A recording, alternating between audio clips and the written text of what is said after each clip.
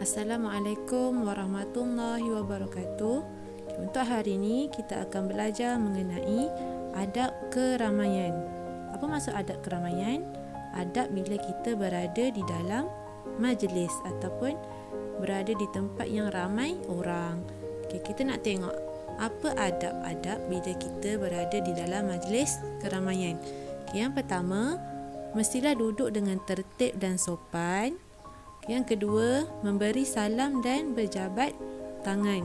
Bagi salam dan bersalaman dengan orang lain. Seterusnya, memakai pakaian sopan dan menutup aurat. Pastikan kita pakai pakaian yang sesuai. Yang keempat, berkenalan dengan hadirin dalam keramaian. Kenal-kenal dengan orang lain yang ada dalam majlis. Yang kelima, menjaga pandangan. Pastikan mata kita tak melilau-lilau dalam rumah ataupun dekat tempat majlis tu diadakan. Yang keenam, berbual perkara yang berfaedah.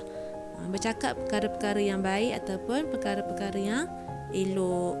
Kita nak tengok apa dalil ataupun bukti yang mengatakan kita kena beradab. Nabi sendiri ada sebut dalam hadisnya yang bermaksud bila mana telah sampai pada sebuah majlis, hendaklah mengucapkan salam. Dan apabila ingin duduk, maka duduklah.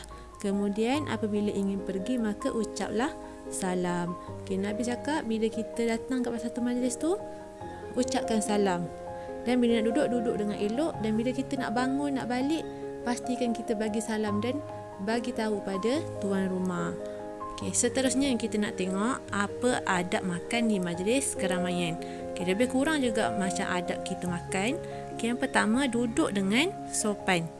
Yang kedua, tidak gelojoh. Makan pelan-pelan, jangan gelojoh-gelojoh.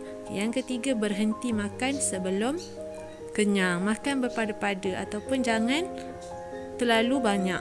Yang keempat, mengambil makanan yang hampir terlebih dahulu. Ambil makanan yang dekat dengan kita dulu, barulah ambil yang dengan jauh. Seterusnya, membaca doa makan. Dan yang terakhir, mendahulukan orang yang lebih tua. Jika ada orang lebih tua daripada kita, bagi laluan pada orang yang lebih tua untuk ambil makanan dulu sebagai tanda kita hormat kepada mereka. Seterusnya, adab minum di majlis keramaian. Nak minum pun ada adabnya. Yang pertama, tidak membazir. Maksudnya macam mana? Jangan ambil air terlalu banyak, ataupun kalau kata kat majlis banyak perisa-perisa air, jangan ambil semua, ambil satu-satu. Minum dulu bagi habis, barulah ambil yang lain, supaya tak berlaku pembaziran. Yang kedua, tidak bercakap semasa minum. Nak minum dulu baru bercakap. Dan pastikan minum duduk, jangan minum berjalan-jalan ataupun berdiri. Seterusnya, membaca bismillah sebelum minum. Dan yang terakhir, tidak minum air yang terlalu panas.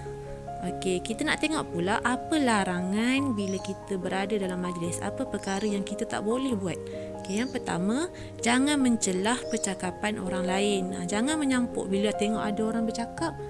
Kita pun bercakap sekali tak boleh. Tunggu dulu dia habis bercakap, barulah kita bercakap. Yang kedua, jangan mencela orang lain. Jangan menghina ataupun kita buruk-burukkan orang lain. Yang ketiga, jangan berbisik-bisik. Bila kita berada di tempat orang ramai, tak elok benda-benda tu berlaku. Contohnya macam mana? Kita berbisik-bisik dengan kawan sebelah, nanti orang ingat kita ni mengumpat ataupun kita bercakap benda-benda yang tak elok. Yang keempat, jangan membuka keaiban orang lain. Jangan kita cerita perkara-perkara yang tak elok kepada orang lain. Kita tahu ada seorang kawan kita ni yang agak tidak elok lah perangainya. Jadi kita pun datang kat majlis tu, kita bercerita pula tentang kawan tu. Jadi tak boleh. Simpan elok-elok aib kawan kita. Yang kelima, jangan mengganggu laluan. Contohnya, duduk kat tengah-tengah pintu, orang nak keluar masuk, jadi dah mengganggu laluan orang. Duduk di tempat yang disediakan. Kita nak tengok apa akibat dia bila kita tak beradab dalam majlis. Yang pertama, kita tidak akan disenangi tetamu yang lain.